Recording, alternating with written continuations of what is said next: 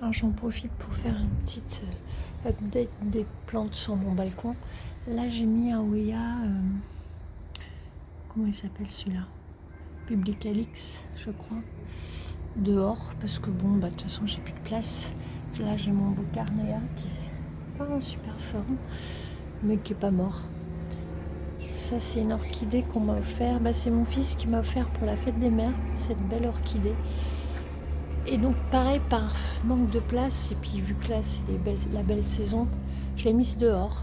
Je m'en occupe, je vais tout faire pour qu'elle survive. Alors là, on a une espèce d'aloe. On a fait une fleur, il faut que je coupe d'ailleurs parce que elle est toute cramée maintenant. Mais voilà, une grande fleur sur mon aloe. Je sais pas ce que c'est comme aloe, c'est avec les piquants. Alors, toutes mes succulentes, plantes grasses, en fait toutes les plantes quasiment qui sont sur mon balcon, à part certaines que je sors que à la belle saison, comme ce Toxalis. Mais sinon, toutes les plantes grasses sont en serre froide l'hiver. Donc je les rentre jamais à l'intérieur. Là, j'ai une espèce de cactus. Là, une misère poupe qui est en train de mourir. Et donc là, alors là, c'est un jasmin qui repart. Je pensais qu'il avait cramé cet hiver, mais non, finalement, il repart. Là, j'ai un euphorbes qui se plaît super. Hein. Franchement, les succulentes et plantes grasses, c'est très bien dehors. Ça s'adapte super bien. Ça supporte le froid. Pas le gel, bien sûr, mais le froid, il n'y a aucun souci. Là, j'ai encore des...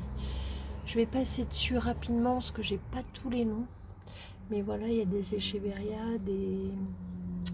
Comment ça s'appelle ça? Echeveria aussi, je crois. Il y a des Crassula, des Euphorbes obesa, des Sedum, beaucoup de Sedum, parce que ça se bouture facile. Les Sedum, c'est le top. Voilà, encore des boutures de Sedum, un peu de Sénécio, une Oya Rosita que je savais pas où mettre. Là, c'est une petite compo, mais il y en a une qui est morte au milieu, là, il faut que je remette. Parce que je trouve ça joli, petite compo comme ça. Là, j'ai encore, voilà. J'ai eu des floraisons, j'ai eu pas mal de floraisons là aussi. Il y a deux succulentes qui ont fleuri. Alors les fleurs, bon, c'est pas exceptionnel. Je vais essayer de montrer celle-là. C'est pas simple. En fait, la couleur de la fleur est à l'intérieur. Orangée, elle serait jolie, hein, mais on la voit pas trop parce qu'elle retombe. Il y en a une autre qui arrive là, petite fleur. Et voilà. Là, j'ai 3 pieds de tomates. Je commence déjà à avoir des petites tomates hein, parce que j'ai eu beaucoup de fleurs. Et là, je vois que j'ai des pucerons. Tiens, il faut que je traite au savon noir. Là, je viens de voir là plein de petits pucerons. Là, ça commence les pucerons. Là, j'ai encore quelques plantes grasses, encore un crassula machin. Et là, encore quelques succulentes, encore du sédum, un opuntia, un sénécio. Et voilà.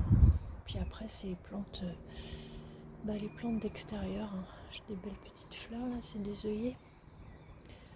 J'ai des œillets, des beaux œillets. Là, j'ai mis aussi des petites tomates. Bon, des petites tomates, n'importe quoi, des petites fraises. Et bon, je sais pas ce que ça va donner. Il n'y a pas assez de soleil pour l'instant. Toujours mon gros yucca qui commence à fatiguer. Hein. Et vu que j'en ai un deuxième sur le balcon dans la chambre de mon fils, qui est beaucoup plus gros que celui-là, j'ai envie de les changer de place. Parce que l'autre est beaucoup plus joli. Là, on m'a offert à mon anniversaire aussi un kalanchoé. Il est orange, il est magnifique. Là, beaucoup de fleurs sont ouvertes, c'est trop beau. Là, j'ai quelques pieds de menthe qui repartent tous les ans. Elle repousse la menthe, c'est un truc de fou.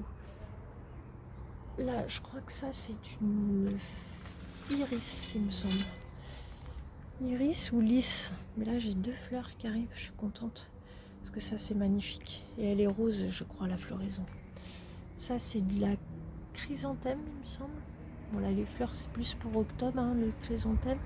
Alors là, mon rosier, vu que cet hiver j'ai fait l'erreur de le laisser, de pas le tailler, il m'avait fait des tiges énormes qui dépassaient de mon balcon avec des feuilles et des fleurs, des roses au bout.